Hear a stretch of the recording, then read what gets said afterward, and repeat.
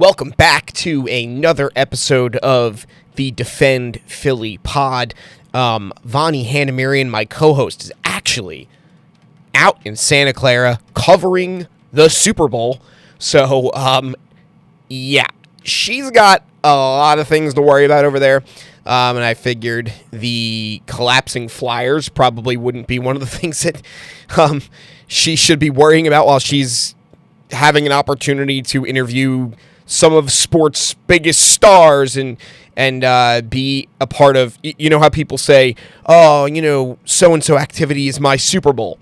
Well, she made it to the actual Super Bowl. So, congratulations to Vani, and she's having a ton of fun out there. I'm sure we'll get into it maybe in the next episode, ask her a little bit about that experience, because that's not something that you can just gloss over. I mean, that's an enormous accomplishment in any capacity, being, working so hard and getting credentialed to cover the Super Bowl. She is at Super Bowl Media Week talking to some of the biggest stars in sports, went to the NFL Honors last night and everything. She's living the dream over there, so congrats to Vani. And, the Defend Philly podcast will be here when she gets back. So she will be back in the next episode. And like I said, I'm sure with a ton of stories about the Super Bowl. So congrats to Vani. However, in Philadelphia, things are not so sunny and the weather's not as great, and things seem to be really bleak, even just outside of the Flyers. The Eagles seem to be in complete dysfunction. The Sixers trading away Jared McCain for a couple picks and then not using those picks to go out and get someone else that can be a contender. And, they're looking at it as a salary dump. It's going to set them up for the future. It's what Daryl Morey said today at noon. So kind of a joke all the way around. The Phillies did nothing this offseason. So, we went from winning the Super Bowl last year here in Philadelphia to just having seemingly four dysfunctional teams, and it is not what we're used to in Philadelphia, at least in the past couple years. Now, I know for a long time, Philadelphia fans are long-suffering fans, and when the Eagles set the bar so high and then start to fall apart, the world feels like it's falling apart, and then the Phillies constantly making the playoffs and getting knocked out, and the Sixers not making it out of the second round, and the Flyers not making a legit run at anything since 2010. So I know Philadelphia fans have been long-suffering, but with the Eagles' success over the past decade, 3 Super Bowl appearances, 2 Super Bowl wins, it's difficult to stomach when things seem to be falling apart like this. So the Flyers are no stranger to that, and the Flyers seem to be doing a million things, but somehow shooting themselves in the foot, and it's weird. It's really weird. What I will say, though, is with this Tocchet and Michkov thing, and that's going to be the bulk of the episode here today, the Tocchet and Michkov thing, I don't think it's as big of a deal as it feels. On the surface, it looks bad when, the coach is in the media talking about the player, and, we're not hearing from the player, and there's reasons for that. And then, Keith Jones and Danny Briere are saying separate things, and Dan Hilferty doesn't seem to be on the same page with everyone. And, Danny Briere has to have a press conference to basically smooth everything over. It doesn't look good. And I understand. And fans absolutely have the right to be upset. I'm going to try and present my thoughts as well as, why I think maybe this isn't such a big deal. What I will say, though, is, Flyers Twitter and Twitter just in general, and I hate to harp on it, but Twitter just in general, and I was actually listening to Bill Matz and Charlie O'Connor on their podcast talk about this exact same thing, where and actually, Charlie made an appearance on the What Chaos podcast, a different hockey podcast, and said this. Twitter is not the greatest representation of all of the fans. It's certainly a perfect representation of the angriest fans, but the way Charlie put it was Twitter is bred for anger in this day and age, and and I'm not even going to get into that, but really all social media can become an echo chamber. So when it's algorithmic, whether people want to believe everything what they're seeing, confirmation bias and all this stuff is all goes into it. But even at the most devious level, and the little bit of the black box that all these algorithms are, it's going to feed you information that you tend to see, and it becomes a feedback loop. If you spend time watching a very negative video on whatever app, you are going to be recommended similar things that are tagged in similar ways, and you will see those negative, and it'll just continue. Even if you don't try and do it, even if something catches your eye and you watch it for just a little bit too long, the algorithms in a lot of these applications will decide, oh, so-and-so watched this video for however long, that's what they want to see. And then you're just going to get fed that information. So I'll just start with that disclaimer. However,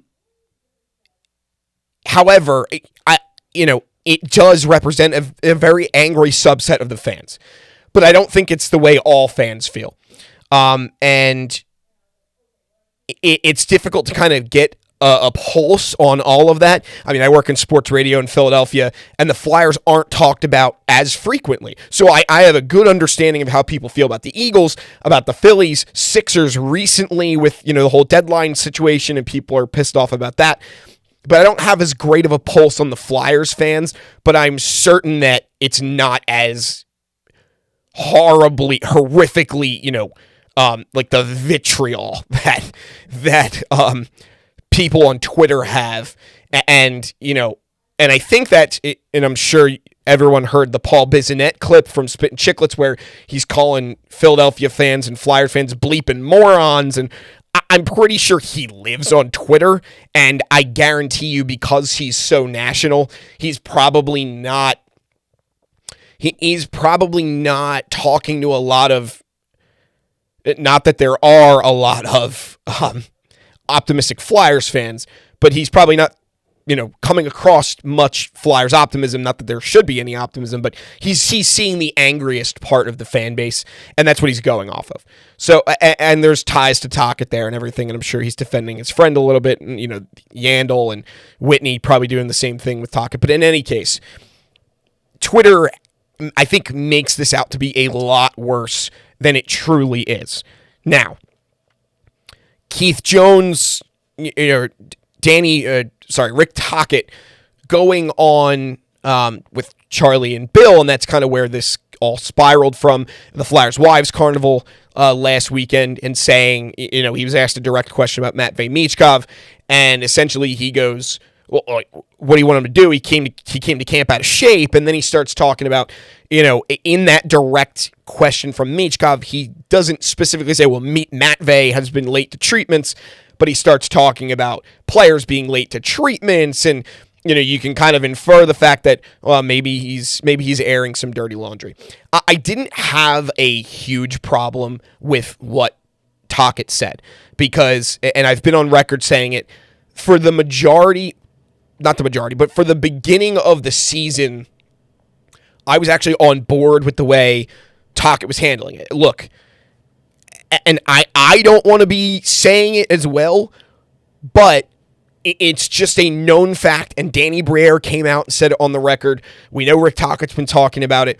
It is a known fact that Matvei Michkov came to camp out of shape, and he looked like it, and he wasn't having a good beginning of the season. He was making bad play. I mean, he still is. He's young, but he's still making, on top of some of the good stuff, he's still making some poor decisions. There was a while there where he was taking just lazy penalties. And so I was understanding where Rick Tocchet was coming from. And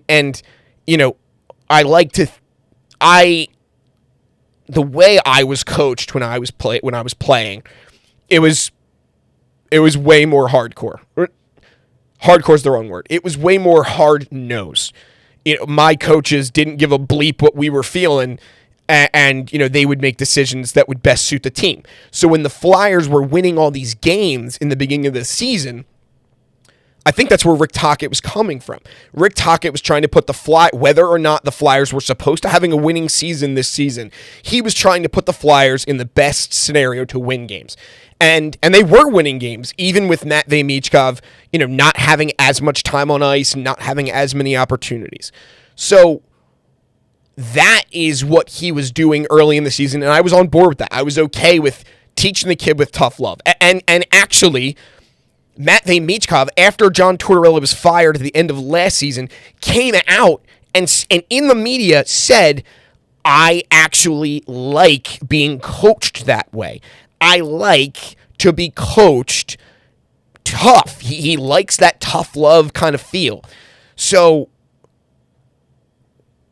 with Tocchet taking that approach to it and taking the look, you're doing this X, Y, and Z that's not benefiting the team, therefore you're not getting the ice time or the opportunity, I was okay with that because they were winning games.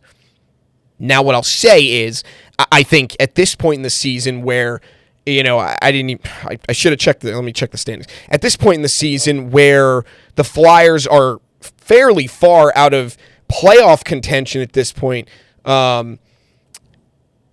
this feels like the time where you would kind of just say, bleep it.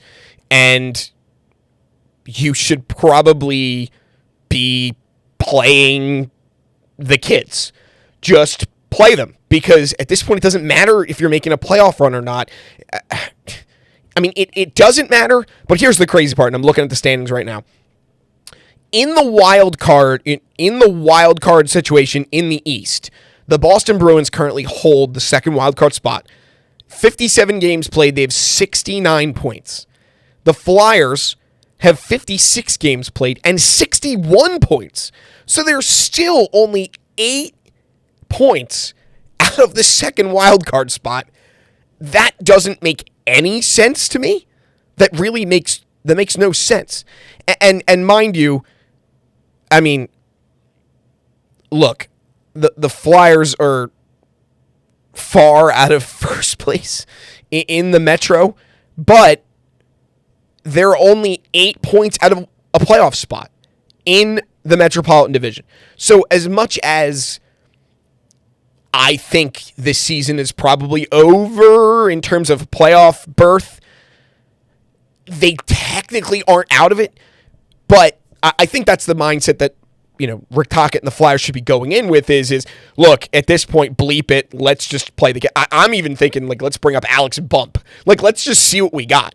I mean, I don't want to go as far as to say let's bring up Carson Bjarnason to replace Sam Ersson, because Carson Bjarnason's played less than 20 games in professional hockey. I mean, he was in the WHL last year, comes over at the end of last season for the Phantoms, didn't play in the playoffs. Now he's playing. He's splitting some time with Kolosov. So, I mean, I don't think he's NHL ready. He's less NHL ready than Alexei Kolosov. Kolosov's got a number of NHL games under his belt. Whether or not he's been good or not, he's just had that experience. But, I mean, I don't know. I think the Flyers should just be trying stuff. Just try some things. Oliver Bonk is back from injury. I have to see, maybe a little more of him post-injury. But, I don't know. If the Flyers aren't playing well, maybe bring him up. I don't know. Maybe that's crazy. But I think at this point it really is just kind of a bleep it time. So, all that's to say, I think Matvei Michkov should be getting more ice time now that we're in this position. But I really don't think this Rick Tocchet versus Matvei Michkov relationship really is as bad as it is being made out to be. And why I think that is because Matvei Michkov is an extremely mentally tough person already. I'm not going to go into his past. He's had a difficult past. A lot of things have happened to him in the past number of years. He comes over from Russia. He's adjusting to a new lifestyle and in the United States, and being in Philadelphia is not easy already as it is for an American, and so he's adjusting to a new playing style, and he still had a 63-point rookie season under John Tortorella, a notoriously difficult coach. And a few people have made the point too, and Charlie and Bill also made this point on their podcast. A guy like John Tortorella, where if you don't earn his trust, he's going to sit you. Like Travis Sanheim early in his career, same thing. I mean, John Tortorella wasn't going to give him the minutes, wasn't giving him the minutes. And then all of a sudden, once he proves himself, he started getting opportunity. So I think it could be at that point with Matvei Michkov and Rick Tocchet, rather, where Matvei Michkov didn't make a great first impression. I'm sure everything Rick Tocchet was told was that Matvei Michkov was this driven, and I'm not saying he's not driven, but driven individual, will do anything he's asked, works really hard, and then he comes into camp and doesn't look great and has a lackluster start of the season, and he's supposed to be the guy in Philadelphia. And so I think maybe the trust was broken a little bit. I think that really is a possibility. It's then, if Matvei Michkov, and he talked about Matvei Michkov came out in the public. I was at the press conference and said, look, I didn't have a great, off season. I didn't train as what, to the level that I normally hold myself to. Obviously there was some injury stuff in there, maybe whatever. We're not really sure, but he said, and this wasn't in this press conference, but he has since said, during the Olympic break, he's staying in Philadelphia. He's going to be training in Voorhees. He's going to be staying on the ice. He's going to be skating. Danny Briere even said that. And then in the offseason, I don't think he's specifically said it, but he wants to improve. So if he has an unbelievable summer and he comes into camp looking unbelievable next season, it'll be on Rick Tocchet then to, play the kid more often, give him the proper opportunity with in relation to how he looks. So that's why, I think it's a weird spot, because Rick Tocchet is seemingly still, jaded's the wrong word, but he just doesn't trust Matvei still. But like I said, I think we're at the point in the season where we shouldn't be worrying about a playoff berth. We should be getting everyone that needs to be getting the experience, as much experience as possible. So that's where, it's in a weird limbo. Now, I don't think the relationship between the coach and the player, has really looked that bad outside of Rick Tocchet, coming out in the media and saying things. We haven't necessarily seen Matvei Michkov. He hasn't come out and said anything. He hasn't seemingly acted in a certain way that would give off the idea that he's upset. Now, earlier in the season, it seemed like him and Tocchet were jawing a little bit. Look, if you've, played hockey before, you understand that there had been situations when I played. Yeah, like in the heat of a moment, sure, you and the coach might have a stern, whatever conversation, or the coach might yell at you. You kind of just let that roll off your back, and I'm sure John Tortorella did a very similar thing to Matvei Michkov. And I haven't seen any scenarios where, something like that happens, and then Matvei Michkov just shuts down. I mean, recently, it only seems like he's been working harder. In the Senators game, was it the Senators? It was one of the games earlier this past week. I don't remember exactly which game. I think it actually may have been the game before. Matvei Michkov looked like he was really hustling. He was playing his butt off. Obviously still made some mistakes, but looked very clearly like he was trying very, very hard, and was skating hard, hustling, trying to make plays. Made a couple really great plays even in the Senators game. So I don't see Matvei Michkov necessarily. himself responding in any sort of negative way to all of this controversy. Now, you might say, well, haven't you seen it? His teammates like patting him on the butt after they score goals, and it seems like everyone's, oh, poor Matvei, poor Matvei. I just don't think that's great evidence. That could have been anything. I saw somebody tweet something. Well, Noah Cates, I think it was Noah Cates. Oh, they scored a goal in one of these games, and Noah Cates pat Matvei on the butt and goes, you go first, or you go second in line. You deserve it, and they're patting him on the head or whatever, as if to say, poor kid. Keep your head held high. I don't think that's really great evidence to say, well, look, Matvei Michkov is upset, and look, clearly his teammates even see it. I haven't seen anything personally that would make me believe that that's the case. So, and again, I just think Matvei Michkov is a tough person. Now, the whole thing with Keith Jones. So Keith Jones goes on, again, Charlie O'Connor and Bill Matt's podcast at the Flyers Wives Carnival, and he says that, we have to remind the coaches to be playing the young guys. It's a little bit alarming. Danny Briere, in his press conference a couple days ago, came out and said, that's just standard procedure. We're always having these conversations with the coaches. We're always talking about, we're always communicating with the coaches in their ear with, do this, do that. What do you think in here? What do you think in there? And basically he kind of fluffed it off. But that could indicate, to a lot of people that there's something clearly wrong. And Elliotte Friedman, kind of spoke about it too. And on his podcast, I'll roll the clip in a second here. He kind of said, look, Matvei Michkov is the most important piece on this team right now to this rebuild and to kind of the future of the Flyers franchise. And, yeah, he needs to be playing.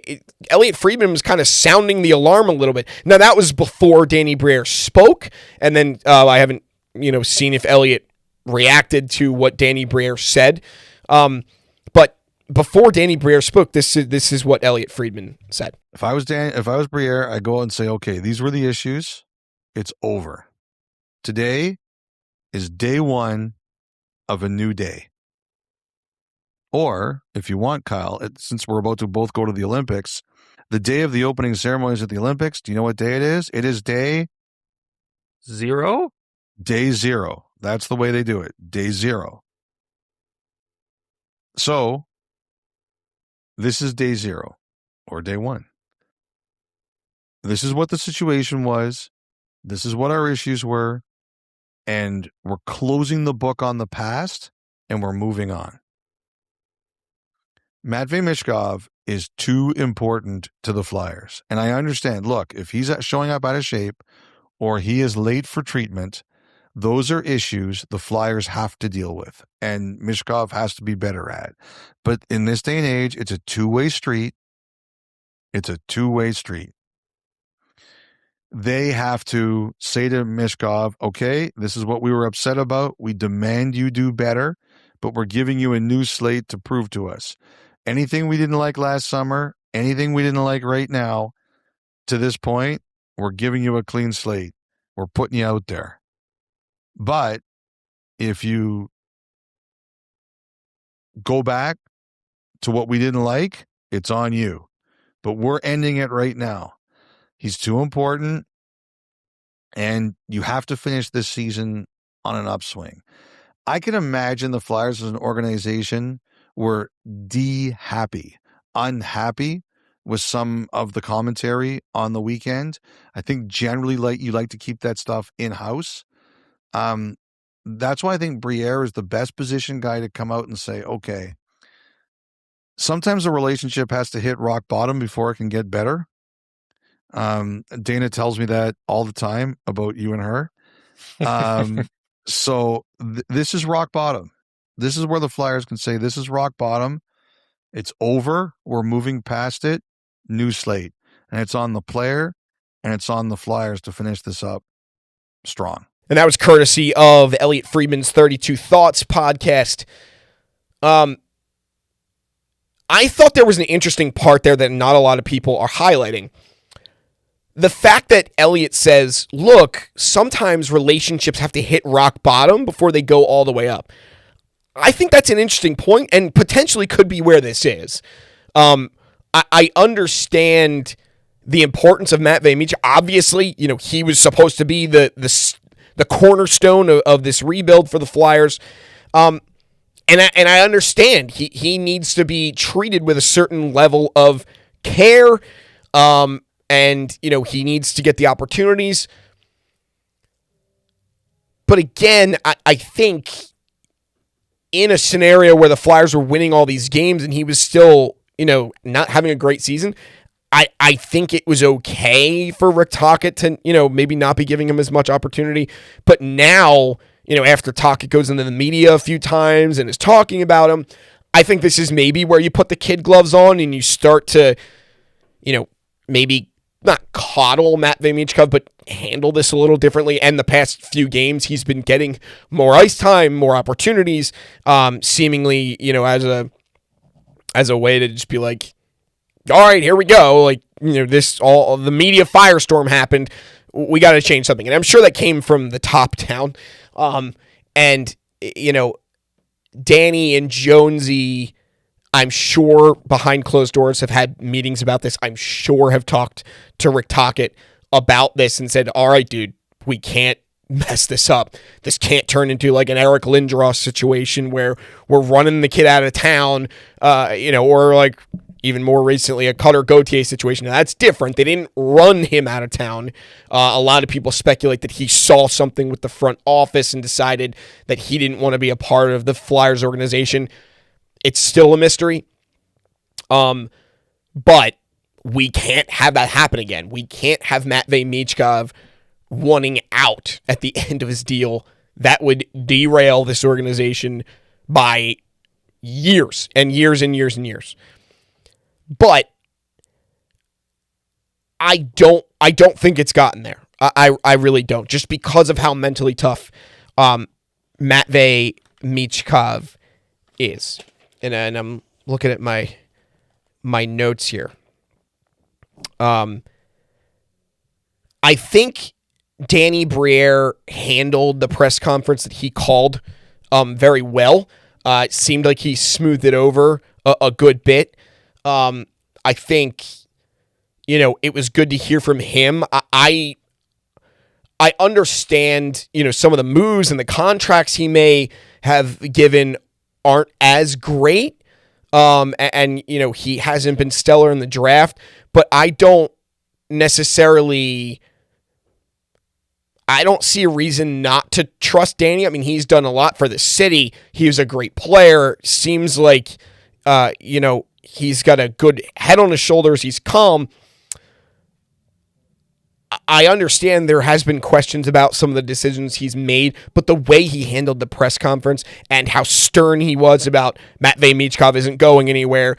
He's very clearly a part of the future here. I understand, if they were going to trade him or whatever, yeah, sure, you would probably say that to make sure his trade value doesn't go down. But I really believed it with the way he said it. I think I don't think it's as big of a deal as people are making it out to be. I think this is also interesting too, in light of all this kind of messiness and the firestorm that everyone's coining the term media firestorm that's kind of happened here. I think this is another interesting point from Charlie and Bill. Been watching some of their stuff recently. Charlie O'Connor and Bill Matz on their podcast. They made another great point that last season, Matvei Michkov, who had a 63-point season, was fourth in the Calder voting, a really good rookie season, a lot of people would say. It's interesting to compare where he was right around this time last year. So through 54 games this season, Matvei Michkov has 13 goals, 16 assists, and 29 points. That's this season, with the media firestorm that's going on and Rick Tocchet, mishandling this, as a lot of people are saying. But here, 55 through 55 games last season, and I realized, again, this isn't 100% updated to right now, but the Flyers have only played 56 games, so it's right around this time last year. Last season, through 55 games, Matvei Michkov had 14 goals, 20 assists, and 34 points. That's only a 5-point difference between last season and this season. And, so 34 points, and that was going into the Four Nations break.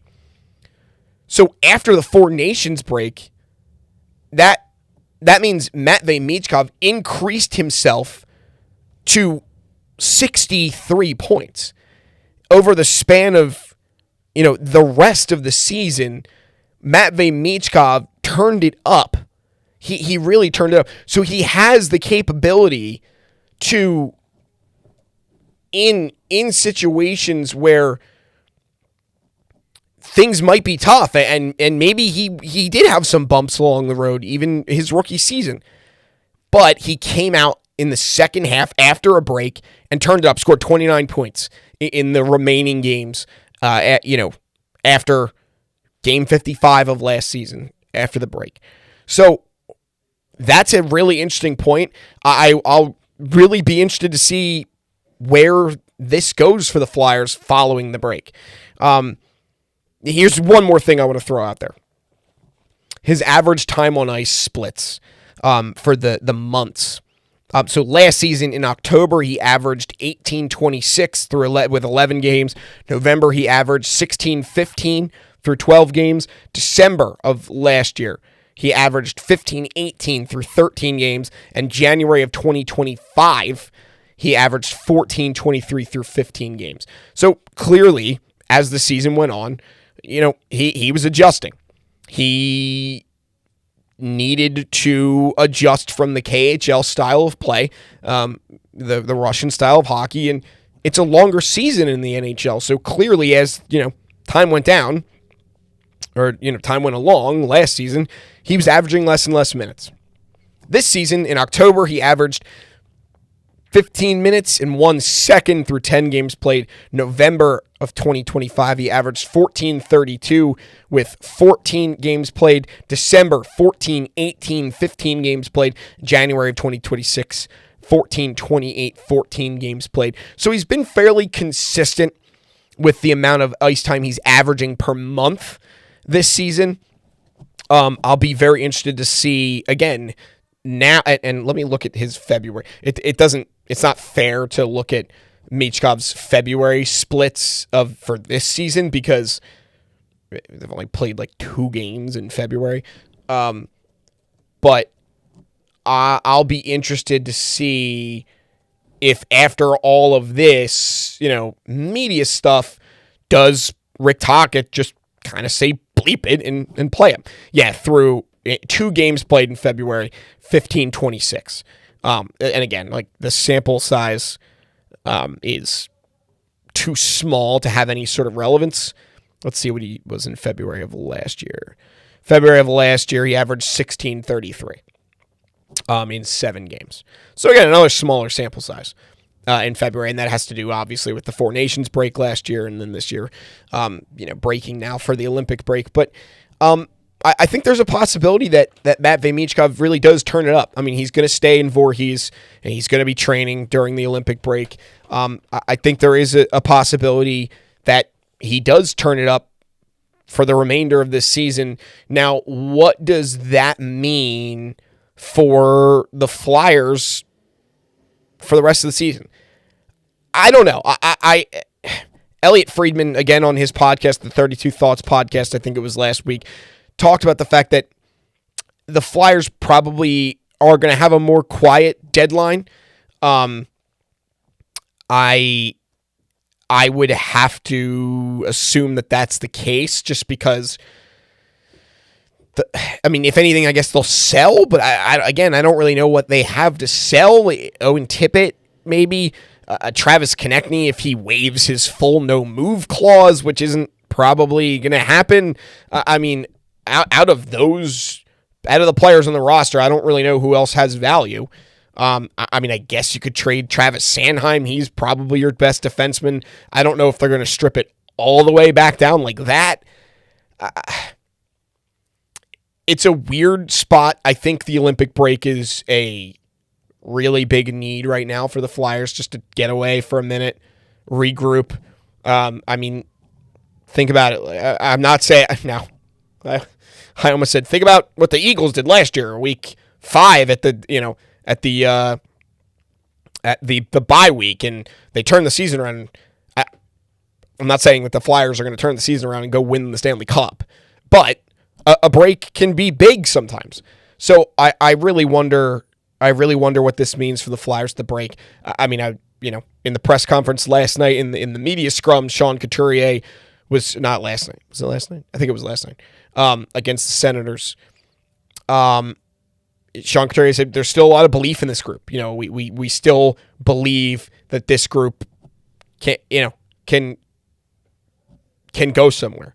I mean, Jamie Drysdale, again, last night in the media scrum, talked about the fact that this team's just going to have to get red hot if we want to make, any sort of run at the playoffs. So, clearly in the room, I mean, the captain, a lot of times is an extension of the coaching staff, and it seems like the messaging is still, let's keep our heads down. We believe in this room. We're going to block the noise out, and we're going to go for it. So I don't know if that's a great thing, because it hurts the draft potential for the Flyers. I was refreshing Tankathon on last week's episode, and, we're sitting at 11. I've seen people talk about maybe the 14th or the 15th pick. I haven't done my draft research yet. Seems like it's supposed to be a deep draft.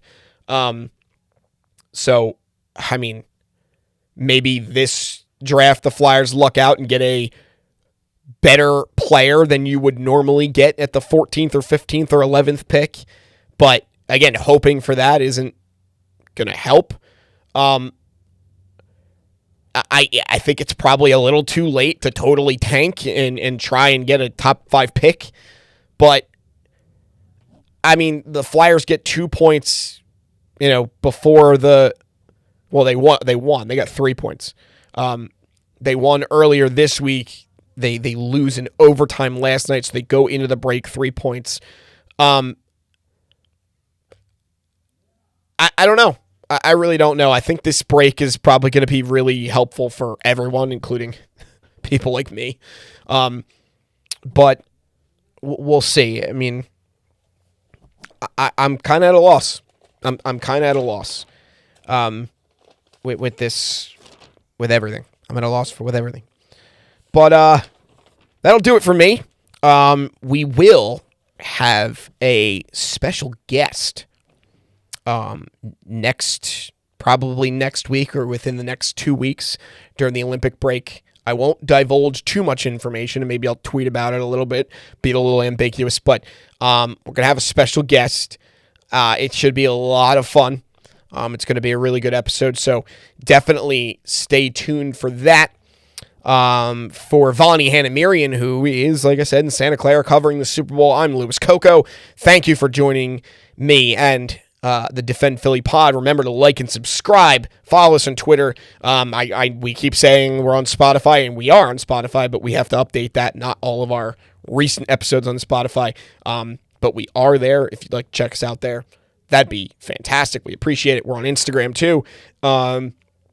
Thanks for following along, and I guess we'll see where the rest of the Flyers season goes. Enjoy the Olympic break. Enjoy some Olympic hockey. Shout out to Rodrigo Abos, unfortunately injured, but was named to Team Latvia. Rasmus Ristolainen playing for Finland.